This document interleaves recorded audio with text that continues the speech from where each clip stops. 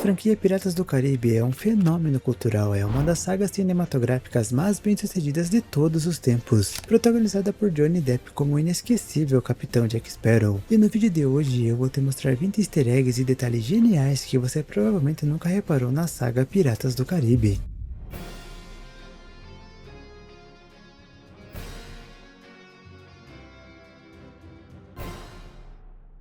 Quando Norton prende Jack em A Maldição do Pérola Negra, ele segura a bússola e ela aponta diretamente para o próprio Jack, porque isso é exatamente o que Norton mais deseja. A bússola de Jack Sparrow, como todo mundo sabe, em vez de apontar para o norte, aponta na direção daquilo que você mais deseja. E quando o Comodoro prende Jack e toma a bússola para si, ela aponta diretamente para o pirata. Isso acontece porque Elizabeth está em segurança ao seu lado. E a única coisa que Norton mais deseja do que qualquer outra é ver Jack Sparrow atrás das grades. A tatuagem élfica que Orlando Bloom fez por causa do Senhor dos Anéis pode ser vista claramente na cena da luta quando Will Turner enfrenta Jack Sparrow. Orlando Bloom ficou mundialmente famoso ao interpretar Legolas na trilogia O Senhor dos Anéis, dirigida por Peter Jackson. Durante as filmagens, os atores que faziam parte da Sociedade do Anel decidiram fazer tatuagens para marcar a experiência, e a do Bloom foi escrita em élfico. Quando Will Turner pisa em uma armadilha de lagosta durante a fuga com Jack, a cena parece só uma piada rápida, mas esse detalhe passa longe de ser só humor. Pouca gente percebe, mas Will usa justamente essa armadilha para amarrar o leme do navio em que eles sobem, para impedir que o navio consiga segui-los quando eles roubam outra embarcação e fogem. É um detalhe que eu aposto que você não percebeu.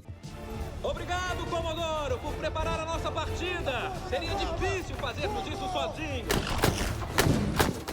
A cena em que Barbossa bebe vinho enquanto está em forma de esqueleto é uma referência direta a algo que veio antes mesmo dos filmes existirem. Antes de Piratas do Caribe virar cinema, ele já era uma atração clássica dos passeios da Disney, onde o público entra em um barco e passa por vários cenários com piratas mecânicos. Nesse passeio existe um esqueleto bebendo vinho com o líquido atravessando o corpo e caindo no chão. O filme recria exatamente esse momento, como uma homenagem à atração que deu origem a toda a franquia. O leque que Hagrid segura também muda quando a luz bate, assim como ele próprio. Enquanto todo mundo percebe que a tripulação vira esqueleto sob a luz da lua, quase ninguém nota que as roupas e objetos deles também se transformam. Nessa cena, Hagrid segura um leque bonito e inteiro perto do rosto, mas no momento em que Pinter o agarra e a luz atinge os dois, o leque muda completamente, ficando rasgado e destruído, do mesmo jeito que acontece com os próprios piratas. No final do filme, quando Barbossa é derrotado, ele cai no chão e a maçã escapa da mão dele. Esse detalhe é um aceno sutil ao Cidadão Kane, um clássico do cinema, famoso por uma cena parecida em que o personagem morre e deixa um objeto cair da mão, no caso uma bola de neve. É uma referência rápida, discreta e que passa batido pela maioria das pessoas. A ferida no rosto de Jack Sparrow vai ficando cada vez mais visível ao longo da Maldição da Pérola Negra e também dos outros filmes. No começo ela é quase imperceptível, mas conforme a história avança, a marca vai chamando cada vez mais atenção. Isso na verdade virou uma piada interna entre Johnny Depp e a equipe de maquiagem do filme. Segundo eles, a ideia era que aquela ferida nunca cicatrizasse direito, como se o Jack tivesse algum problema de saúde causado pelo seu estilo de vida nada saudável. Entre a equipe até brincavam dizendo que poderia ser sífilis, mas isso nunca foi confirmado oficialmente, é claro. É só um detalhe estranho que combina perfeitamente com o personagem.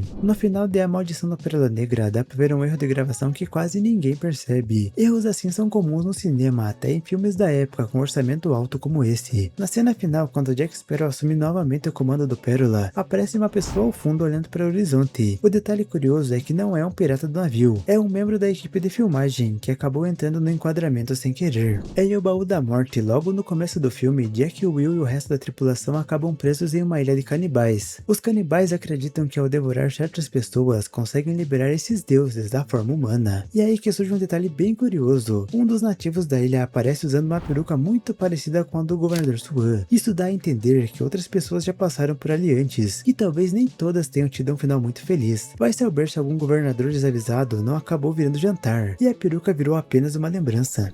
Dentro da casa da tia Dalma, Jack Sparrow mexe em vários objetos estranhos espalhados pelo ambiente, mas um deles tem um significado muito maior do que parece. Em determinado momento, Jack pega um chapéu preto com as penas e observa com atenção. Esse chapéu na verdade pertence a Barbossa. Mais pra frente em O Baú da Morte, descobrimos que Barbossa retorna justamente por causa da tia Dalma, ou seja, esse objeto ali não está por acaso, ele antecipava a volta do capitão. E não é só o chapéu do Barbossa que aparece na casa da tia Dalma. Quando Jack paga a dívida entregando o macaco, o animal sai correndo e vai parar em um quarto, e ali sobre a cama dá pra ver claramente um par de botas. Essas botas também pertencem a Barbossa. Em O Baú da Morte, Elizabeth Swan assume um papel muito mais ativo. Em uma das cenas, ela engana um grupo de piratas supersticiosos, fingindo ser um espírito a bordo do navio. Para isso, ela escreve a palavra tortuga em chamas do convés, guiando os piratas até lá. Mas o detalhe curioso está na forma como essa palavra aparece. Se você reparar com atenção, a fonte usada para escrever tortuga é praticamente a mesma fonte clássica da logo da Disney. Em O Baú da Morte, o arco de Norriton atinge seu ponto mais baixo. Depois de ser encontrado bêbado e sem rumo em Tortuga, ele acaba se juntando à tripulação de Jack Sparrow, e assim que entra no navio já é colocado para trabalhar. Enquanto os outros piratas usam panos comuns, Norriton usa algo bem diferente, a antiga peruca de Comodoro. Ele está literalmente usando os restos da sua vida passada, da honra, do cargo e do prestígio, para esfregar o chão no seu novo papel como pirata. É um detalhe simples, mas que diz muito sobre a queda do personagem e torna o arco dele ainda mais forte. Ainda no Baú da Morte já existe uma dica bem clara da ligação entre Davy Jones e Tia Dalma. A gente só descobre oficialmente essa conexão no fim do mundo, mas o filme já deixa o easter egg plantado bem antes. Se você reparar com atenção, os dois usam um medalhão em forma de coração, praticamente idêntico. E não para por aí, esses medalhões também combinam com o próprio baú de Davy Jones. Os três compartilham o mesmo visual, inspirado em caranguejo. Isso faz total sentido, já que o próprio Davy Jones tem uma garra de caranguejo no lugar do braço. Quando Jack fica preso no baú de Davy, sua sanidade começa a se perder, e isso é representado pelas alucinações de vários outros Jacks. Em uma dessas versões, Jack aparece sem camisa, exibindo várias tatuagens pelo corpo. Duas delas chamam a atenção quando você observa melhor. Uma é uma tatuagem do Mickey Mouse, funcionando como mais um easter egg ligado à Disney. A outra é uma tartaruga marinha, referência direta à famosa história em que Jack diz ter escapado de uma ilha usando tartarugas amarradas nos pés. A interpretação de Johnny Depp como Jack Sparrow foi parcialmente inspirada no lendário músico Keith Richards, que inclusive interpreta o pai de Jack nos filmes. Durante a cena do Conselho dos Piratas, Jack pergunta ao pai como sua mãe está. Como resposta, ele simplesmente ergue uma cabeça encolhida. E a mamãe?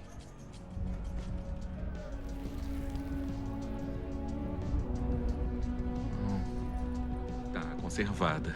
Mais adiante no filme, quando Jack, Barbossa e Elizabeth confrontam Will, Davy Jones e Cutterback, Jack está literalmente carregando a própria mãe presa à cintura. Pouco antes de Jack conseguir cravar sua espada quebrada no coração de Davy Jones, Jones apunha Will Turner no peito. Mas o detalhe escondido aqui está na espada usada por Davy Jones. Essa é a mesma espada que o próprio Will forjou no primeiro filme e apresentou ao governador Swan, na primeira cena em que ele aparece. Em O Baú da Morte, a espada fica por um tempo nas mãos de Cutterback, até que ele devolve a Norriton, quando o ex-Commodore é promovido novamente, agora como almirante. Mais tarde, e no fim do mundo, Norriton usa essa mesma espada para ferir Davy Jones, pouco antes de morrer, assassinado pelo Bill, o pai de Will. Como Davy Jones não pode ser morto de forma tão simples, ele comenta que aquela era uma boa espada, e decide ficar com ela. Isso cria um momento de círculo completo na história. A espada forjada por Will Turner acaba sendo usada pelo próprio Davy Jones para atravessar o peito do seu criador. No final de Piratas do Caribe no fim do mundo, Jack é abandonado por Barbossa e pela tripulação do Pérola Negra. Ele é deixado para atravessar os mares em seu pequeno bote, mas pelo menos ele reserva um tempo para personalizar o barco. Jack levanta uma bandeira pirata com caveira e ossos cruzados, mas também há um pardal vermelho costurado no tecido. Embora Jack realmente seja deixado para trás por Barbossa, ele ainda consegue dar o troco. Mais tarde é revelado que o Jack roubou o miolo do mapa de São Frank diretamente do capitão. Já em seu pequeno bote, vemos Jack abrindo os mapas e traçando o caminho para sua próxima aventura, a busca pela fonte da juventude. E se você observar com atenção, há mais um detalhe escondido no canto dos mapas. Aparece outro Mickey escondido, mais um easter egg clássico da Disney. Bom galera, esse foi o vídeo, espero que tenham gostado e até a próxima.